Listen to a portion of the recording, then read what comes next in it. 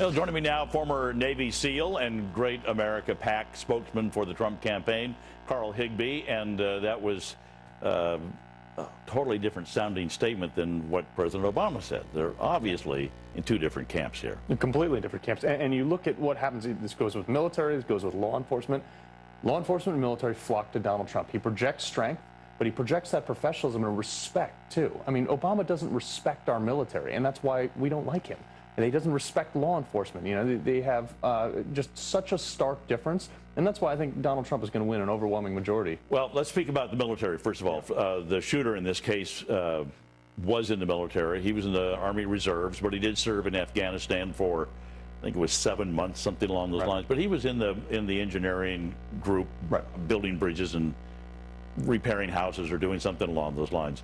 I don't know how much combat he saw, but he had enough training to where, as a Navy SEAL, you must have thought about the fact that so many police officers thought there were maybe 3 shooters, and he was all over the place. Right. Well, there's a term in military terms, it's light is right, and he was fast moving. He was able to get from place to place. But the fact that he only killed 5 people, which thank God it was not more than that, but the fact that he only killed 5 people is astonishing. With somebody with that advantage, that tactical advantage, one man with body armor, with multiple magazines, only killed that many is astonishing. And I think that goes a testament to our law enforcement officers who were able to contain it, but also to the fact that this guy might not have been as prepared as he thought he was.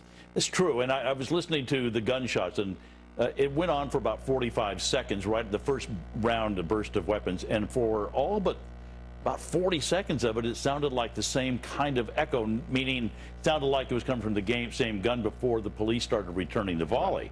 So he had an advantage. He was up high, and he was able to unload. He had a semi-automatic weapon.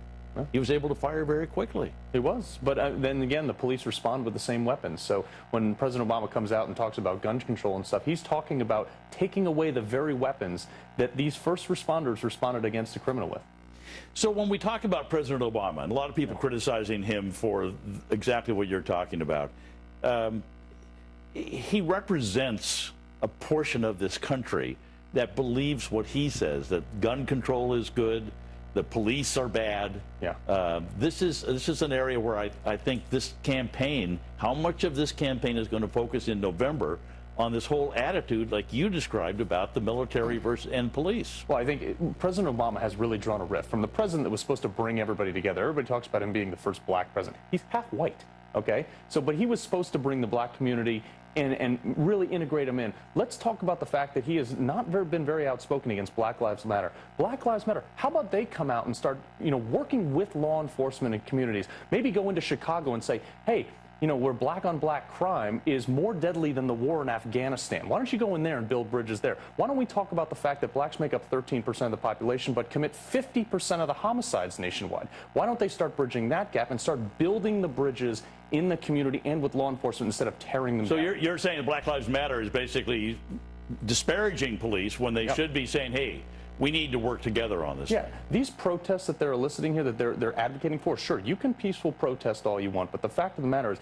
when they start pushing these protests more and more and put their name on it, and when you have people like Hillary Clinton catering to them, Barack Obama catering to them, they don't make anything better. Do you think these cops have itchy trigger fingers before? They got them now. Do you think last night's going to make a difference? Do you think the Black Lives Matter's organizers are going to somehow change their attitude and go, well, I guess the police really are important? They sure better.